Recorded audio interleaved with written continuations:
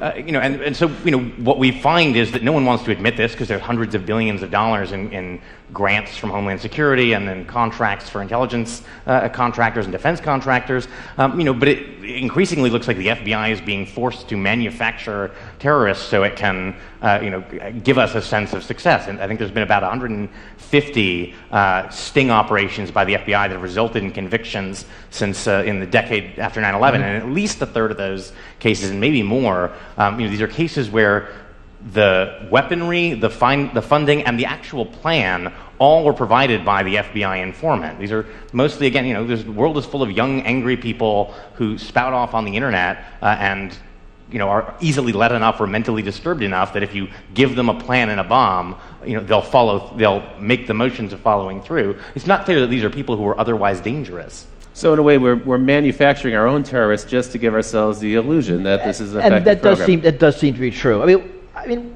where there are successes is intelligence in operations. We actually are looking at for the bad people. And when you look at something like airport security, it only makes sense to focus on the plots, right? A liquid, a shoe bomb. If plots are few and targets are few, right? If all we do by spending billions on shoe scanning is to force the terrorists to make a minor change in their tactic, right? We're wasting our money. Yeah, and we're wasting everybody's time. And that's fundamentally the problem. Right. And it's inefficient on a massive scale.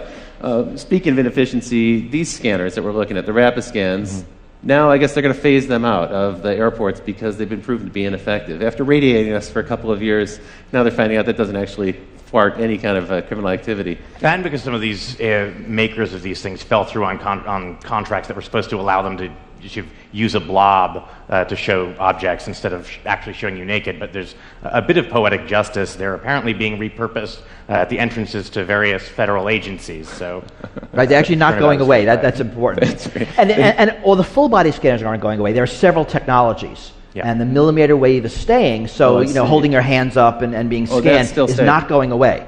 Just a particular radiation technology, because the one company wasn't able to do some of their anonymization things on the visuals, what Julian said. And there was a case in Florida where some of those images did leak out, and that also undermined the claim that somehow this information would never get out in the web. And here we have the pictures right here, so you can see them.